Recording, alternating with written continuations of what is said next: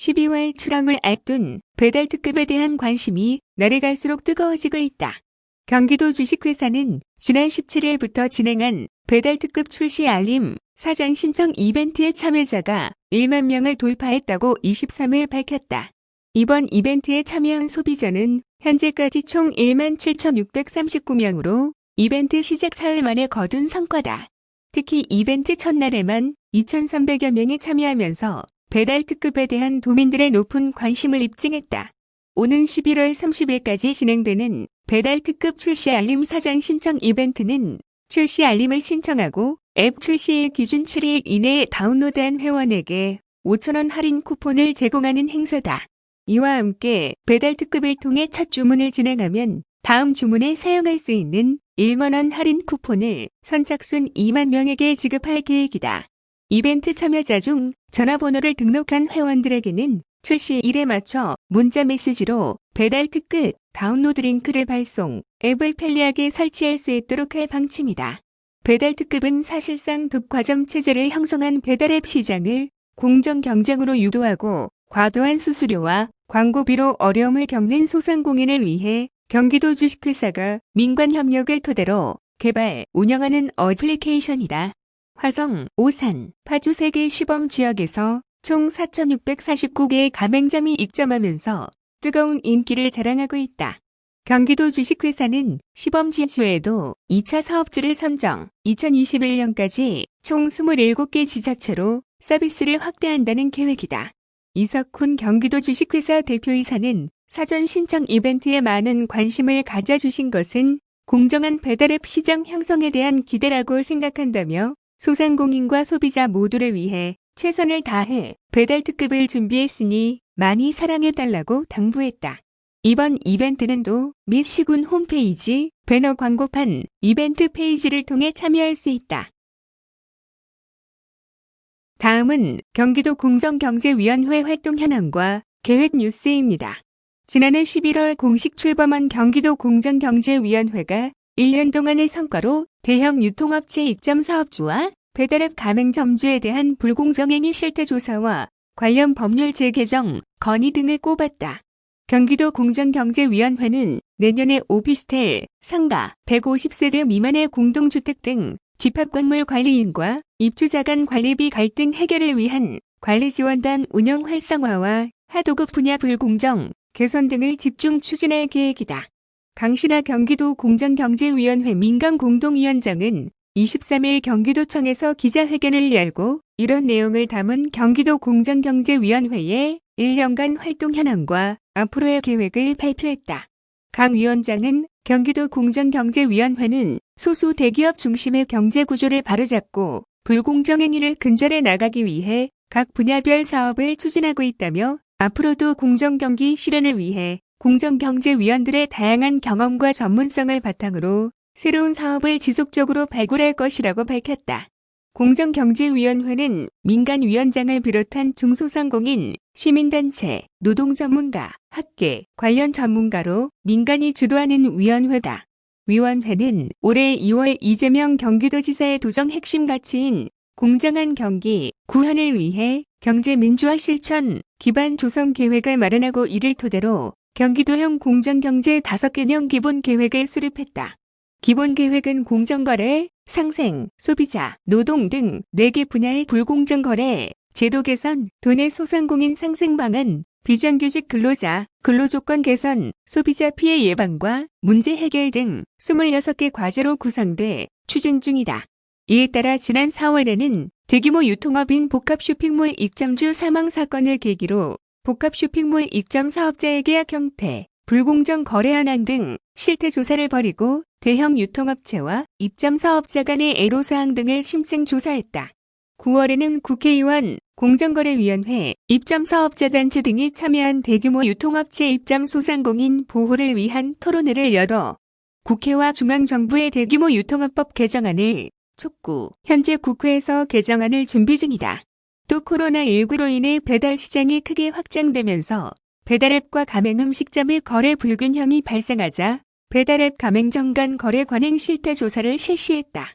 실태조사 결과 배달앱 이용 사업자의 79.2%가 광고비 및 수수료가 과도하다고 밝히는 등 문제점이 도출되어 배달앱 불공정 피해 사례 발표와 함께 지난 9월 국회에서 플랫폼 시장 독점 방지 토론회를 개최했다. 토론회에서는 온라인 플랫폼 중개거래 공정화에 관한 법률 제정을 건의해 현재 입법 예고가 완료된 상태다. 이 밖에 유통 분야, 하도급 분야, 가맹, 대리점, 소비자 분야 등에 대한 불공정 실태 조사를 완료했거나 진행 중이며 조사 결과를 바탕으로 공정거래 확산을 위한 사업을 지속적으로 추진할 계획이다. 경기도 공정경제위원회는 내년에도 다양한 분야에서 공정경제 기본 계획을 실천할 방침으로 우선 집합건물 관리 지원을 활성화할 계획이다. 오피스텔, 상가, 150세대 미만의 공동주택 등 집합건물은 아파트와 달리 규제 입법이나 지도 감독 권한이 없어 관리비 등의 수익과 지출이 불투명해 관리인과 입주자 간 분쟁이 빈번한 실정이다. 이에 위원회는 지난 2월 구성된 집합건물관리지원단 운영을 활성화해 법률, 회계 등 전문가의 현장 지원을 강화해 나갈 계획이며 집합건물관리 지원 방안 계획 수립과 매뉴얼을 제작해 제도적 장치도 마련할 예정이다. 하도급 분야에서는 반도체나 자동차 산업 분야의 고질적 병폐 가운데 하나인 전속거래 관행을 대상으로 불공정 피해 실태 조사를 실시한다. 이를 통해 도는 제도 개선 방안을 마련하는 한편 납품 단가 인하에 따른 하청업체의 실효적인 피해 구제와 함께 경쟁력 강화도 적극 지원할 계획이다. 또 유통 분야 불공정 개선을 위해 불공정 거래 실태 현황 및 개선 방안 연구 용역을 통해 경기도형 유통 플랫폼 거래 공정화 종합계획도 수립할 방침이다. 이와 병행해 중개 플랫폼 사업자의 강제행위 등 거래상 지위 남용 행위 방지를 위한 상시 모니터링단을 운영하고 온라인 플랫폼 이용자에 대한 법률 교육, 공정거래 홍보 등을 위한 플랫폼을 구축하는 한편 온라인 플랫폼 중개, 광고 자율 분쟁 조정협의회 운영을 추진할 예정이다. 강 위원장은 공정거래 분야 감독 권한을 지방정부에도 공유해 줄 것을 요청했다. 공정거래 4대 분야인 가맹, 대리점, 대규모 유통, 하도급법의 분쟁 조정권, 실태조사권, 조사처분권 등의 감독 권한을 지방정부까지 확대해 현장에서 발생하는 불공정 피해를 신속하고 효과적으로 해결할 수 있다는 주장이다. 다음은 주거용지 조성을 위한 용도지역 변경 및 공공기관 시설 검토 기준 안 재개정 뉴스입니다. 경기도가 공공개발 이익을 도민에게 돌려주기 위해 도심 내 주거 용도로 용도지역을 변경했을 때 활용하는 공공기관 시설 기부 체납 검토 기준을 현실화한다. 경기도는 23일 이런 내용을 담은 용도지역 변경 및 공공기관 시설 기부 체납 검토 기준을 개정하고 경기도 공공지원 민간임대주택 공급촉진지구 업무 처리 기준을 제정해 다음 달 1일부터 시행에 들어간다고 밝혔다. 공공기관 시설 기부 체납은 주거용지 조성을 위해야 용도지역을 변경하여 용적률이 높아지는 경우 높아진 용적률의 일부를 토지면적으로 환산해 주민에게 환원하는 제도다. 도는 지난 2016년 전국 최초로 용도지역 변경 및 공공기관 시설 기부 체납 검토 기준을 마련해 공공지원 민간임대주택 공급촉진지구 사업과 주거용지 조성사업 추진 시 활용하도록 했다. 이번 개정안은 이재명 경기도지사의 핵심 공약 가운데 하나인 공공개발이익 도민환원제 추진을 위해 마련됐다. 공공개발이익 도민환원제는 개발이익이 특정 집단에 과도하게 사유화되는 것을 막기 위해 그 이익을 임대주택이나 공공시설 등에 재투자해 주민을 위해 사용할 수 있도록 하는 제도다. 도는 제도 시행 5년 동안 나타난 공공기업 시설 기부 체납 검토 기준의 미비점을 보완하고 현실화할 수 있도록 제도를 개선했다고 설명했다. 개정의 주요 내용은 서로 다른 성격의 사업 분리, 공공기업 기부 체납 대상 및 부담형 현실화, 공공기업 시설 기부 체납 부담 기준 산식의 공정화 등이다. 개정안은 먼저 사업 특성이 다른 지구 단위 계획 사업과 공공지원 민간 임대주택 공급촉진지구 사업에 같은 기부 체납 검토 기준이 적용되고 있다며 이 가운데 경기도 공공지원 민간 임대주택 공급촉진지구 사업은 별도 업무 처리 기준을 제정해 적용하도록 했다.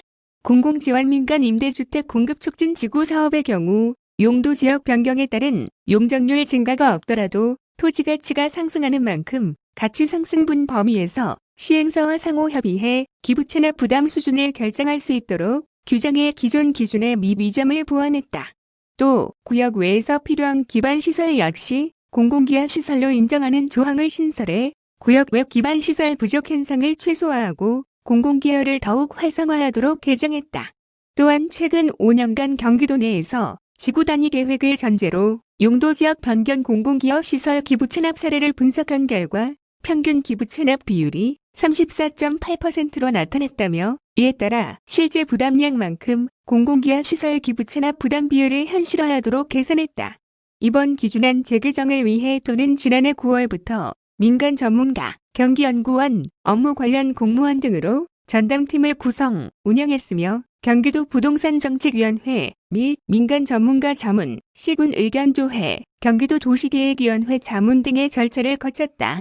재개정된 기준안은 12월 1일부터 시행되며 시행일 이후 주민이 시장, 군수에게 최초 위반을 제한하는 도시, 군 관리계획과 민간이 도지사에게 지구 지정을 제한해 수용하는 공공지원 민간 임대주택 공급 촉진 지구 사업부터 적용된다.